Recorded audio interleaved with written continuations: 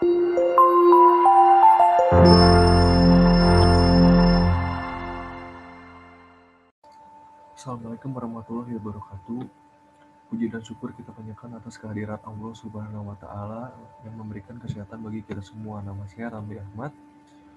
Di bawah bimbingan Dr. Yati Sumiati SHMH akan mempresentasikan tentang skripsi saya yang berjudul Kewajiban Pemilahan Sampah di Kota Bandung berdasarkan Perda Kota Bandung nomor 9 tahun 2018 tentang pengelolaan sampah dan implementasi dalam pemilahan sampah di daerah Cihapit, Kecamatan Bandung Wetan berdasarkan Undang-Undang nomor 18 tahun 2008 tentang pengelolaan sampah.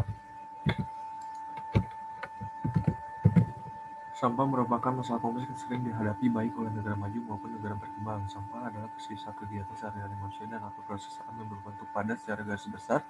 Jenis sampah dapat dibedakan menjadi 3, yaitu organik, inorganik, dan sampah berbahaya.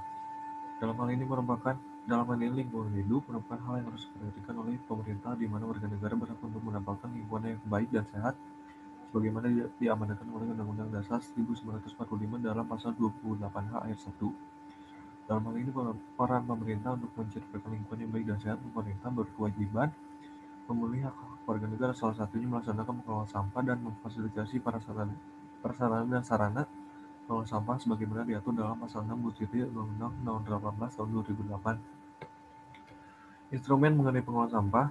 Dalam hal ini, untuk melaksanakan pengelolaan sampah terdapat 2 instrumen berkaitan, yaitu penanganan dan pengurangan yang masing-masing diatur dalam pasal 20 ayat 2 yang mengatur mengenai pengurangan sampah dan pasal 22 yang mengatur mengenai penanganan sampah. Untuk selanjutnya, pengelolaan sampah di tingkat Kota Bandung diatur dalam Peraturan Daerah Kota Bandung nomor 9 tahun 2018 tentang pengelolaan sampah, yang menyebutkan bahwa pengelolaan sampah harus merupakan usaha wajib pemerintah daerah yang melibatkan berbagai pihak secara luas dan masif, maka perlu dilakukan secara terpadu dan dari hulu ke hilir. Namun pada kenyataannya, saat petugas pengumpul sampah melakukan pengelolaan sampah ke setiap masing-masing ditemukannya sampah yang dipilah di rumah di daerah Cihapit ternyata dicampur kembali saat pengangkutan, di mana usaha yang telah dilakukan masyarakat dalam memilah sampah menjadi sia-sia, serta kurangnya sarana dan prasarana pada saat proses pembuangan sampah. Hal ini menyebabkan terjadi berbagai kendala karena keterbatasan fasilitas. Berdasarkan uraian latar belakang tersebut di atas, dalam hal ini penulis dapat mengidentifikasikan masalah antara lain sebagai berikut. Bagaimana pengaturan pemilahan sampah berdasarkan Perda Kota Bandung nomor 9 tahun 2018 tentang pengelolaan sampah, dan bagaimana implementasi kewajiban pengelolaan sampah oleh pemerintah daerah Kota Bandung oleh Kelurahan Cihapit untuk pengangkutan sampah rumah tangga ke TPS melalui proses pemilahan. Hasil pembahasan. Pengaturan mengenai pemilahan sampah sudah jelas, khususnya diatur dalam Perda Kota Bandung nomor 9 tahun 2018 yang menjadi pedoman Kelurahan Cihapit sebagai pengelola sampah.